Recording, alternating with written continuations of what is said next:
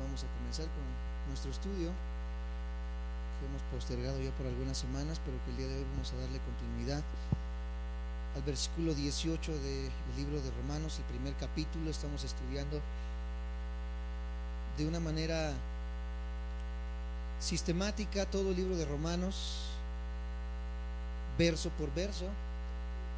Versículo 18 es el verso que estamos estudiando.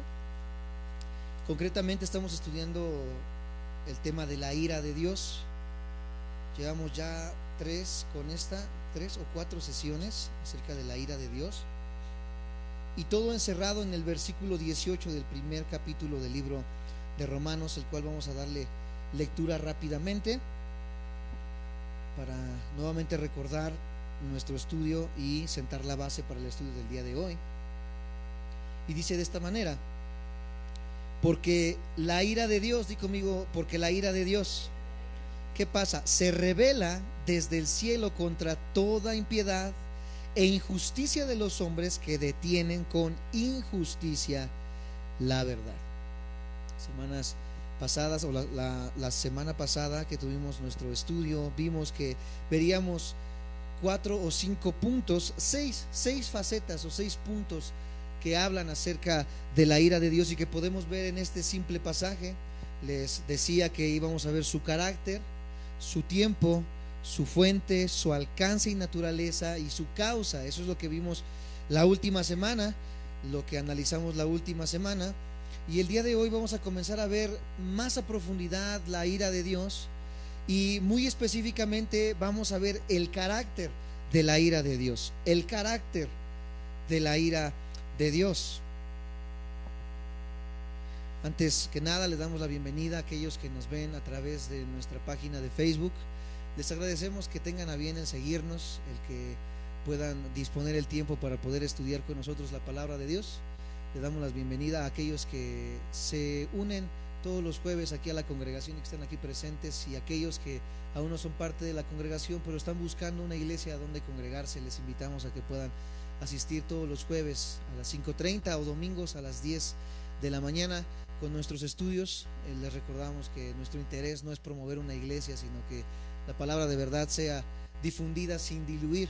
Así que si tu deseo es seguir estudiando la palabra de verdad, venir a la sana doctrina, estamos en el área de Tecámac, a 5 minutos de la terminal del Mexibus Ojo de Agua, y nos va a dar mucha alegría el poder recibirte y el poder ser parte de tu familia. Así que bueno, el día de hoy entonces seguimos con nuestro estudio, el carácter de la ira de Dios. En primer lugar, el carácter de la ira de Dios puede verse en el hecho de que es divina. De ahí podemos comenzar a sentar la base de qué es o cuál es el carácter de la ira de Dios. Tenemos que separar completamente la ira de Dios, el contexto del enojo de Dios o de su ira, del contexto del enojo y de la ira del ser humano. Son contextos totalmente diferentes. La ira de Dios viene y se desarrolla en un contexto divino, en el contexto de la deidad de Dios. Por ende, es un contexto completamente diferente a la forma en la que el ser humano puede enojarse o airarse, y fue parte de lo que analizamos la última clase. Es imposible que el ser humano pueda humanizar las características de Dios. Es imposible que el ser humano pueda tratar de entender la totalidad del carácter de Dios en todas sus facetas, el amor, la ira, la justicia, etcétera, porque para poder entenderlo tendríamos que bajar a Dios a la estatura de un hombre, tendríamos que bajar a Dios a los lineamientos de los hombres, teníamos que bajar a Dios de la eternidad al ser finito, etcétera, etcétera, y esto es algo completamente imposible. Por eso tenemos que comprender, amados santos de Dios, que es muy difícil comprender el carácter de Dios en su totalidad. Hablando acerca de temas como la Trinidad, hablando acerca de temas como los que estamos viendo ahorita, es imposible, son misterios que al día de hoy conocemos algunas ciertas porciones de estas verdades, pero no la totalidad, porque no podemos reducir concretamente todo lo que Dios es y representa al tamaño de un ser humano. Si lo hiciéramos así, Él dejaría de ser Dios. Por ende, amados hermanos, no debemos frustrarnos al tratar de entender todas las características de Dios, cómo es Dios, cómo se desenvuelve Dios, cómo se desempeña Dios, amados hermanos, porque es imposible que el ser humano lo pueda comprender. Uno de los ejemplos que siempre ponemos es que es imposible poder tratar de pasar 1.000.000 de watts en la cabecita de un watts que nosotros tenemos y poseemos. Por eso, amados hermanos, tenemos que dejar de frustrarnos en estos temas y comprender que el ser de Dios es algo completamente que se va de nuestras manos como seres humanos. Una vez entendiendo esto, que Dios y su carácter se desempeña en una manera diferente, podemos comenzar a sentar la base entonces de cómo es este carácter de Dios. La ira de Dios no es como el enojo humano, que siempre está manchado. ¿Por qué crees? Por el pecado. Algo que distorsiona completamente el carácter y la imagen de la ira en el ser humano es el pecado, como en todas las cosas y como en todas las áreas, amados hermanos. El pecado es lo que vino a manchar, el pecado es lo que vino a ensuciar, el pecado es lo que vino a minar, amados hermanos, el carácter y la imagen de Dios en nuestras vidas. Por eso es muy imposible el que podamos comparar mi ira con la ira de Dios, mi enojo con el enojo de Dios, porque el pecado que hay en mi vida distorsiona completamente esta imagen de Dios. La ira de Dios siempre es completamente justa, y eso tenemos que dejarlo bien en claro, y te pido que repitas conmigo: la ira de Dios siempre, di conmigo, siempre es completamente justa. Nunca la ira de Dios va a ser injusta. Algunas personas dirán: es que siento que lo que estoy pasando es una prueba muy difícil y quizás sea parte de la ira de Dios, pero creo que no la merezco. Esto es una mentira, amados hermanos. Todos los que van a pasar o han pasado por el juicio de la ira de Dios han pasado por una ira completamente justa. Hay veces que tú como papá, los que tienen hijos más grandes, quizás de 15, 16 años, se han enojado con sus hijos por algo que han hecho, los han corregido, quizás como la Biblia lo demanda, con vara o como sea, pero en ese enojo y en esa ira manchado por el pecado, nosotros corremos el riesgo de pasarnos de los lineamientos y vernos manchados. ¿Por qué? Por los sentimientos. Nosotros nos enojamos y nos airamos, pero como decimos comúnmente, nos salimos de nuestras casillas. Perdemos completamente el control de la ira, y ese juicio que nosotros traeríamos al hijo se convierte en algo que es injusto en algún momento. ¿Por qué? Porque nuestros sentimientos salen a flote, nuestro carácter sale a flote manchado por el pecado, convirtiéndose en algo de justo a injusto. La ira de Dios no funciona así. La ira de Dios siempre es justa. Una vez más di conmigo: siempre es justa. Como dijo el escritor puritano Thomas Watson, escribió de esta manera: ¿cómo puede Dios ser infinitamente santo? Veamos cuán diferente es Dios frente al pecado. Nos sorprende entonces que Dios aborrezca el pecado, siendo algo tan distinto a Él, tan contrario a Él, porque es algo que atenta contra su santidad. Si hay algo que Dios es que Él es santo. Di conmigo: Dios es santo. Y no solamente es santo, sino que la palabra de Dios nos dice que la única cualidad elevada a la tercera potencia de Dios es su santidad. Él es 3 veces ¿qué? Por ende, amados santos de Dios, un Dios santo es un Dios que no puede tener compaginación con la injusticia. Dios es santo y no puede tener compaginación con el desenfreno de sus cualidades, amados santos de Dios. Su ira por su santidad siempre va a ser justa. Si me siguen, me dicen amén. Es, amados santos de Dios, necio y además no bíblico tratar de medir a Dios con estándares humanos. La Biblia no nos da tiempo, no nos da espacio, no nos deja ninguna cabida a que nosotros tratemos de medir a Dios con estándares humanos, y es lo que el ateísmo ha tratado de hacer. Siempre dicen los ateos: es que si yo fuera Dios, no existiría el mal. Si yo fuera Dios, no existiría el sufrimiento. Si yo fuera Dios, nadie moriría, nadie se enfermaría. Si yo fuera Dios, haría las cosas mejor. Es imposible, es antibíblico, es herético el tratar de decir y resumir a Dios con estándares humanos. El yo haría las cosas mejor, esto es algo completamente imposible, porque Dios no se mueve en los mismos estándares humanos en los que nosotros nos movemos y nos desempeñamos. ¿Me siguen ahí? Me dicen amén.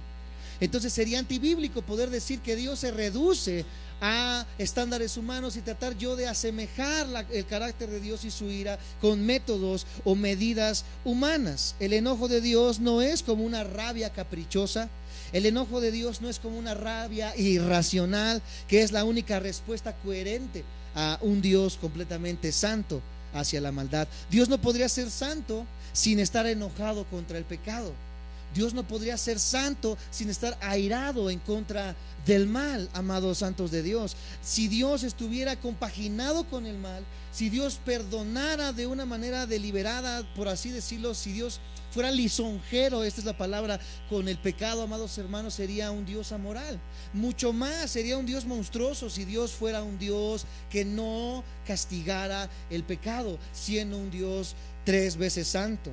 La santidad perfecta no puede tolerar la falta de santidad. Una vez más lo vuelvo a repetir, la santidad perfecta no puede tolerar la falta de santidad en el ser humano, en aquel que se ha dicho nacido de nuevo. Una persona que ha dicho que ha nacido de nuevo pero no está buscando cada día ser más santo, es una persona que no ha entendido el carácter de la justicia de Dios y por ende es propicio a esta ira de parte de Dios, porque un Dios santo no puede ver el pecado delante de él. Un Dios santo es un Dios que está airado en contra del pecado y que castiga y que hace juicio en contra del pecado.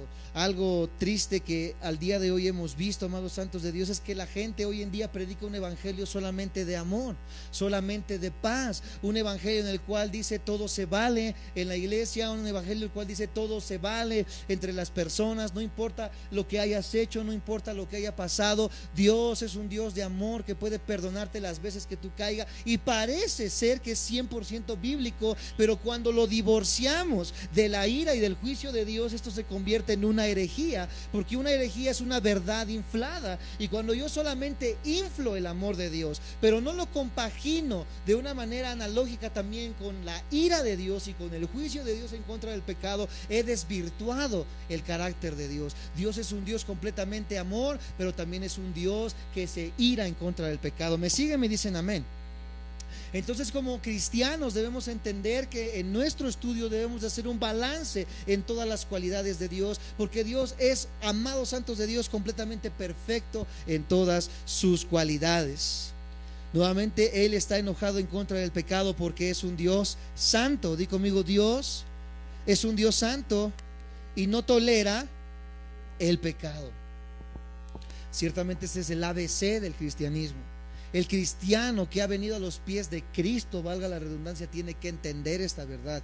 Dios es un Dios que vive airado en contra del pecado.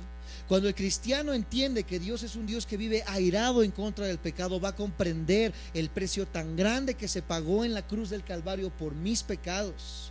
Va a comprender el precio tan grande que se pagó en la cruz del Calvario por mi maldad, por tu maldad. Y entonces va a comprender el hecho de cuánto yo he sido salvado de no caer en las manos de la ira de Dios. Aquel que no ha comprendido que Dios es un Dios santo que condena el pecado, vive deliberadamente pecando, haciendo y deshaciendo un hábito del pecado en su vida, porque no ha comprendido el alcance, que es algo que vamos a estar analizando, de la ira de Dios en las personas. Entonces no podemos reducir a Dios solamente en un Dios de amor, porque sería un Dios que no está balanceado en sus características. Dios es un Dios de amor, pero la palabra dice que también es un Dios de fuego consumidor. Dios, como vimos las clases pasadas, es un Dios que destruyó toda una generación de seres humanos a través de un diluvio, que no tuvo misericordia de ellos, sino que acabó con toda la raza humana en este diluvio, en el más grande genocidio que se ha visto en la humanidad. Dios es un Dios que amó también, pero es un Dios que también destruyó a Sodoma y Gomorra con lluvia de fuego. Y así me podría ir con muchos ejemplos del Antiguo Testamento, como Dios, Jehová, mandó a matar a todos los cananitas, amados santos de Dios. Y pueden decir algunos, pero oye, ese Dios es un Dios monstruoso y sanguinario. Esto sucede cuando no hemos comprendido el alcance y el carácter de la ira de Dios. Y cuando nosotros no entendemos esto, vamos a ridiculizar a Dios, tratando de resumirlo todo solamente en un amor amoral, amados santos de Dios, amados hermanos que nos ven también por las redes sociales. Vamos a ver un poco del carácter de Dios, cómo se desempeña en el Antiguo Testamento. Así que acompáñame a Habacuc, capítulo 1, versículo 13. Habacuc 1, versículo 13. Habacuc es un libro muy pequeño.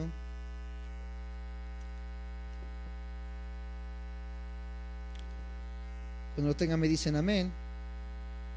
Espero tener la misma versión que ustedes.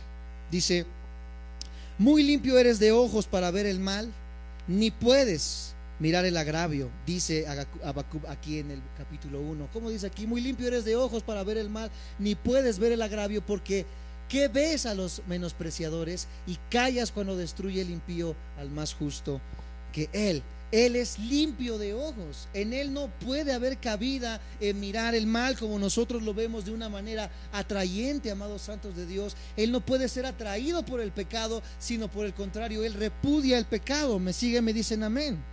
Él no puede ver el mal, dice, y ni siquiera puede. Ahí lo está afirmando. Primera de Corintios, ahora en el Nuevo Testamento, nos habla un poco también acerca de este carácter de Dios en cuanto a su ira en contra del pecado. Primera de Corintios 13, versículo 6. Si lo tienen me dicen amén.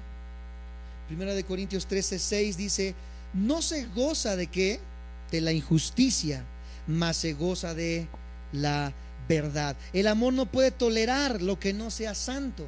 El amor no se goza de la injusticia. ¿Cuántos lo saben? El amor de Dios es un amor justo, es un amor santo, por ende no se puede gozar de la injusticia. ¿Cuántos de ustedes, yo me incluyo en algún momento, cuando vemos sufrir a alguien que nos hizo daño, decimos: ah, mira, se lo merecía? Ah, mira, bien merecido lo tenía por cómo se había comportado, por cómo me había hablado. Y a veces hasta nos escudamos un poco en la espiritualidad y decimos: sí, ya Dios vengó, ya Dios hizo. Amados santos de Dios, el cristiano o aquel que ha conocido la santidad de Dios, aquel que ha conocido la justicia de Dios y que ama de la manera en la que Dios amó, no se goza de la injusticia. Y este es el carácter de Dios. Él no puede gozarse en la injusticia porque Él es un Dios santo, y reiteramos mucho en esta cualidad de nuestro Dios. Otro de los ejemplos que podemos ver ahora en la persona de Jesucristo, lo podemos ver en San Juan capítulo 2. San Juan capítulo 2, versículo 14 al 16, en una escena muy conocida por muchos. San Juan capítulo 2, versículo 14 al 16. Lo tienen, me dicen amén. Dice: y halló en el templo a los que vendían bueyes, ovejas y palomas, y a los cambistas allí sentados, y haciendo un azote de cuerdas echó fuera del templo a todos, y las ovejas y los bueyes, y esparció las monedas de los cambistas y volcó las mesas, y dijo a los que vendían palomas: quitad de aquí esto, y no hagáis de la casa de mi padre casa de mercado. Aquí vemos a un Jesús airado en contra de lo que estaba sucediendo en ese momento en el templo. Se estaba convirtiendo en un mercado la casa de Dios en aquel tiempo, y esto conmovió en la ira a la persona de Cristo, amados santos de Dios. Lo mismo pasó ahí mismo en el capítulo 21, San Juan capítulo 21. Por segunda vez Jesús vuelve a sacar de esta manera airada a estas personas. Capítulo 21, 12 y 13. Lo tienen, me dicen amén.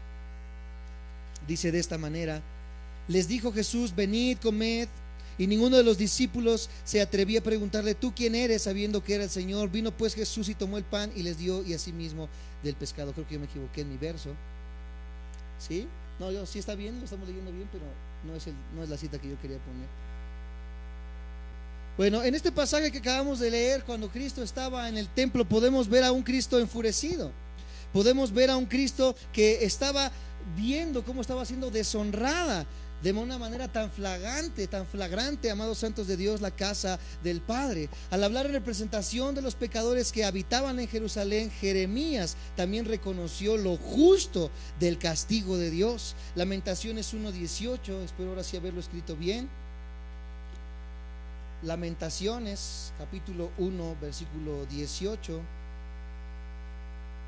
Cuando tenga me dicen amén. Lo tenemos arriba. Dice: Jehová es justo. ¿Cuántos saben que Jehová es justo? Yo contra su palabra me rebelé. Aquí el profeta está diciendo, yo mismo me rebelé, lo estaba aceptando. Oíd ahora, pueblos todos, y ved mi dolor. Mis vírgenes y mis jóvenes fueron llevados ¿en qué? Él estaba aceptando la ira y el castigo por la ira de Dios, y estaba sabiendo que esta ira de Dios en su vida no era injusta. ¿Cómo lo reconoce él? Como algo ¿qué?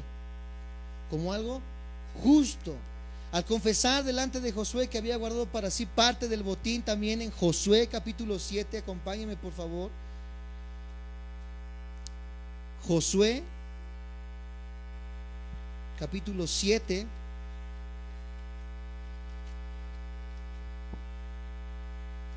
versículo 20 al 25.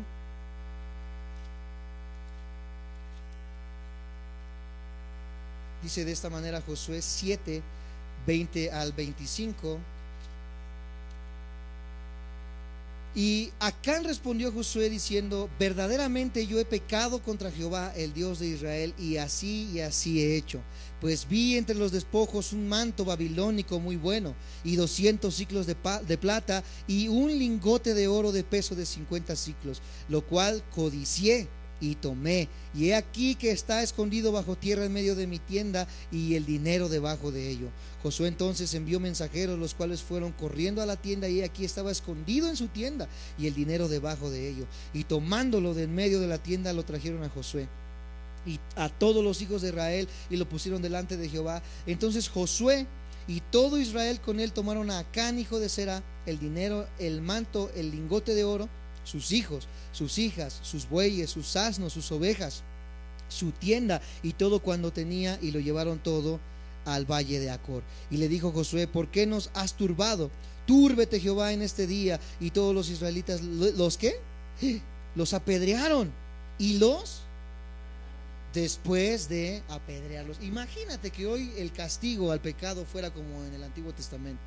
Ya todos estuviéramos bien quemaditos, bien apedreados por la severidad en la que antes se castigaba el pecado, amados santos de Dios. Y vemos cómo con esta ira de Dios Él permite que el pueblo tome cartas en el asunto, al grado de hacer la pena de muerte, la pena capital, el matar, amados santos de Dios, a causa del pecado. Y es un tema muy interesante que algún día me gustaría tomar, si es lícito hoy en día la pena de muerte, que el cristiano pueda apoyar este tipo de cosas. Y vemos cómo en el Antiguo Testamento se ve, amados santos de Dios, cómo pueden o cómo se manifestaba la ira de Dios en este aspecto.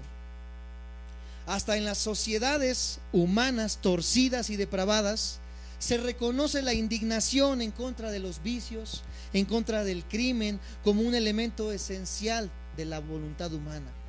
Incluso las instituciones humanas se dan cuenta, aún siendo instituciones que tienen un carácter quebrado, un carácter caído, ellos aún velan por la justicia. Cuanto más un Dios santo y un Dios justo va a velar por la justicia y va a repudiar el pecado, amados santos de Dios. El notorio exegeta griego Richard Trench dijo: no hay síntoma más seguro y deplorable de una condición moral completamente degradada que perder la capacidad de enojarse con el pecado y con los pecadores.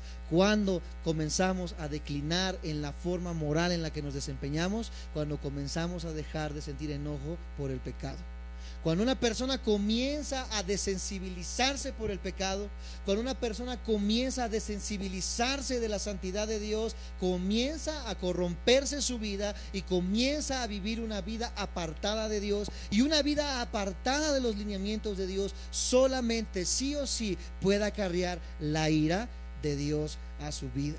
¿Por qué? Porque Dios es un Dios santo y un Dios justo que está airado en contra del pecado. Que vemos esta semana en Argentina, un debate tan grande entre que si se podría abortar, no se podría abortar. Hoy en día vemos como Argentina ha declinado completamente su moralidad y ha aceptado el aborto por 4 votos. Solamente 4 votos aceptaron que el aborto es legal, y que un feto no es un bebé ni es una vida, amados santos de Dios, cuando la Biblia desde el comienzo nos dice que ya es una vida el hecho de que el embrión esté ya formado en el organismo. ¿Cuándo pasa esto? Cuando las vidas comienzan a quitar la moral de su vida. Por eso, como cristianos, reiterando y hablando un poco acerca de la política, viendo un poco acerca de la justicia de Dios, el cristiano debe de ver los intereses justos y morales de la palabra de Dios antes de emitir un voto. Siempre les recuerdo y les digo, tú analiza el carácter de la persona que está delante para poder ir a votar, que está en las papeletas. ¿Qué piensa esta persona? Si la persona está apoyando que el pueblo diga sí al aborto, sí al matrimonio homosexual, sí a la despenalización de las drogas, de la marihuana, etcétera, etcétera. Cuando una persona que dice ser político y que quiere que el pueblo acepte todo este tipo de cosas, es un líder que se ha desmoralizado y por ende, amados santos de Dios, es una persona injusta. Y como cristianos tenemos que tener mucho cuidado por quién emitimos un voto, porque si estamos apoyando este tipo de cosas, no importa que se prometa que el pueblo va a salir adelante, que va a haber más recursos, que va a haber más oportunidades, que va a haber más trabajo, etcétera, etcétera, por muy buenas que sean las propuestas, si un hombre se ha corrompido en la moralidad, el juicio de Dios va a venir a esa nación, amados hermanos, y a todos aquellos que apoyen este tipo de pensamientos. Algunos me dicen, tú entonces ¿por quién me dices por quién votar? Yo no puedo decirte por quién votar. Tú analiza en tu mente, analiza en tu corazón, a la luz de la palabra de Dios, quién es la persona que, aunque no cristiana, defiende los valores morales y bíblicos, amados santos de Dios. Me siguen, me dicen amén. Nuevamente voy a decir lo que dice Richard Trench: no hay síntoma más seguro y deplorable de una condición moral completamente degradada que perder la capacidad de enojarse con el pecado y con los pecadores. Este es el carácter de la ira de Dios. Ahora, amados santos de Dios, el tiempo de la ira de Dios. Acompáñenme a estudiar ahora el tiempo de la ira de Dios.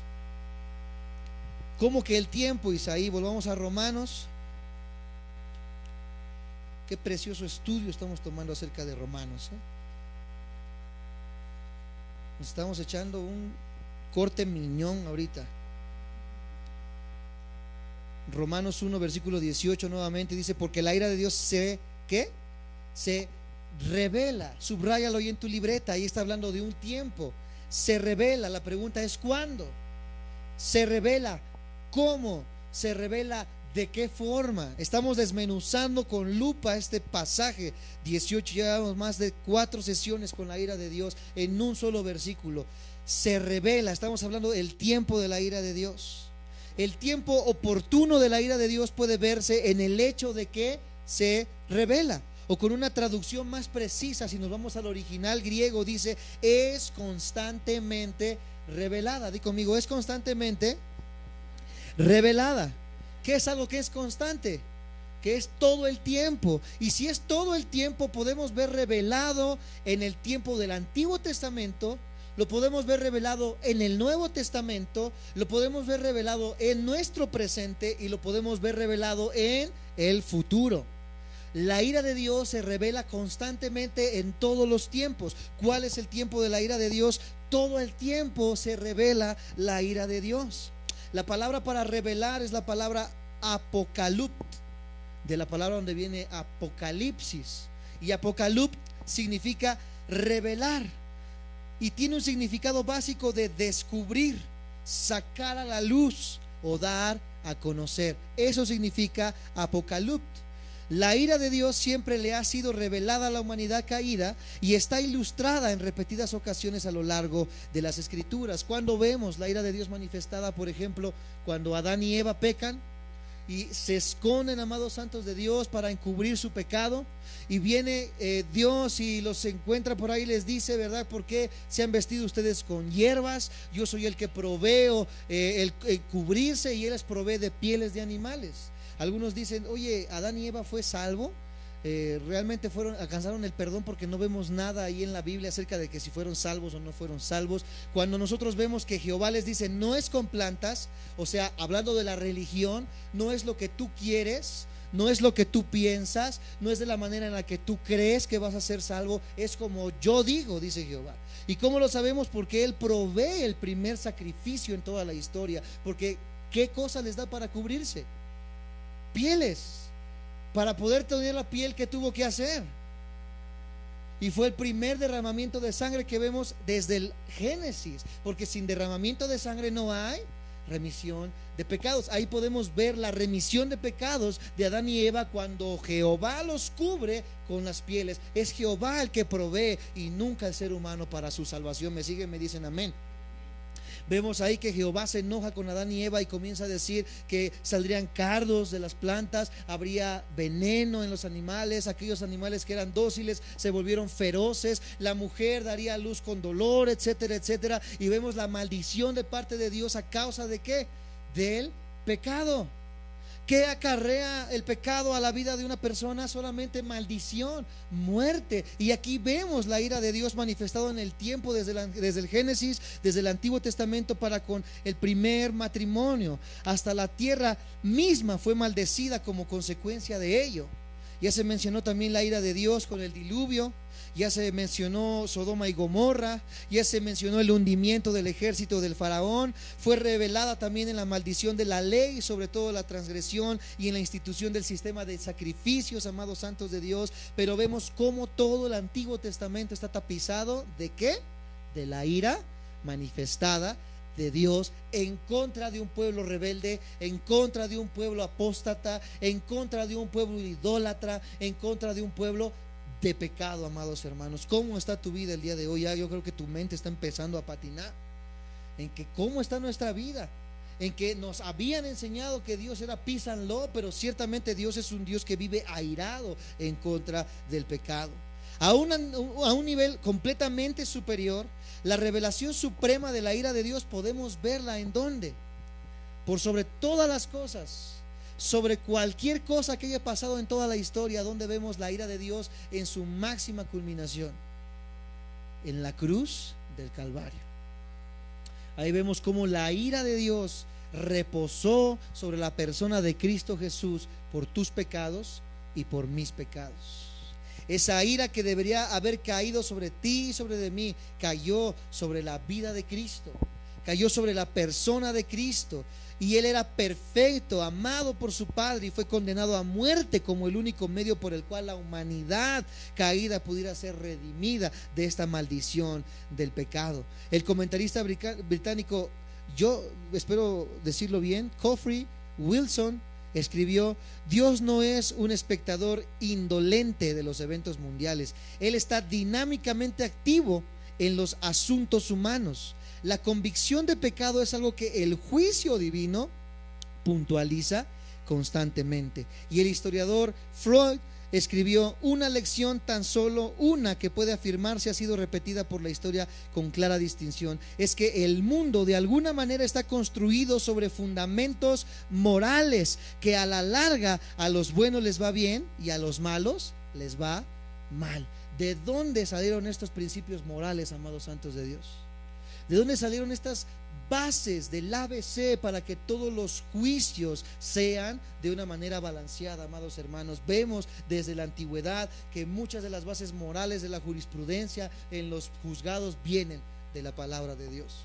El otro día estaba escuchando una de las cosas buenas que he escuchado de Andrés Manuel López Obrador, otras tan sumamente locas. No soy tan partidario de sus pensamientos, pero una de las cosas buenas que he escuchado de él es que dice que él, leyendo el Antiguo Testamento, se dio cuenta acerca de las ofrendas que daban en el Antiguo Testamento, y dice que aquel que pecaba más daba más, y aquel que pecaba menos daba menos. Por ejemplo, aquel que pecaba mucho daba un cordero, pero el que pecaba menos daba una paloma. Entonces dice: yo de ahí saqué el modelo de que el que tiene más, dé más, y el que tiene menos, de menos. ¿De dónde sacan estas ideas estos hombres? ¿Son sus ideas frescas? ¿De él nació esta idea? ¿Podemos hacerlo un Mesías por lo que él dice? Nos damos cuenta que no provienen de él. ¿Provienen de dónde?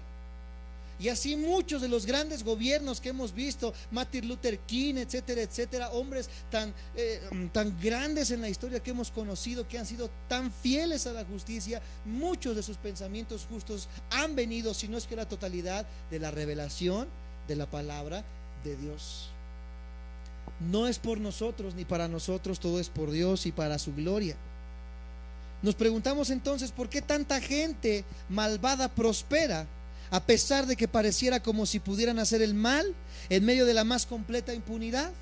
Porque algunos dicen, mira, yo que soy bueno, me enfermé, me accidenté, etcétera, etcétera. Y aquel que vive con sus amantes, aquel que vive robando, aquel que vive deshaciendo, está allá arriba en su penthouse con 5 kilos de marihuana, con 5 modelos colombianas, ¿verdad? Haciendo y deshaciendo, y nadie hace nada contra él. Y yo mira cómo estoy enfermo, sin dinero. ¿Tú crees que eso es justo? Por supuesto que no. Por supuesto que no, y la Biblia también declara que eso no es justo y que no hay impunidad, sino que va a haber un tiempo en la ira de Dios. Y ese es el problema de muchos cristianos que no han comprendido esto. El hecho de que al día de hoy tú vivas en pecado, pero de que no te haya pasado nada, es porque no ha llegado el tiempo de su ira, pero llegará. La Biblia puntualiza mucho esto, de que nadie puede burlar a Dios. Todos en algún momento van a tener que ser juzgados y con un justo juicio por esta ira en contra del pecado. ¿Me siguen? Me dicen amén.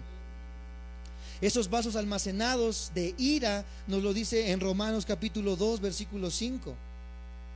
Dice Romanos 2 versículo 5, espero no lo hayan perdido. Cuando lo tengan me dicen amén. Escucha cómo cataloga a las personas que van a pasar por esta ira. Pero por tu, di conmigo, dureza, y por tu corazón, ¿qué?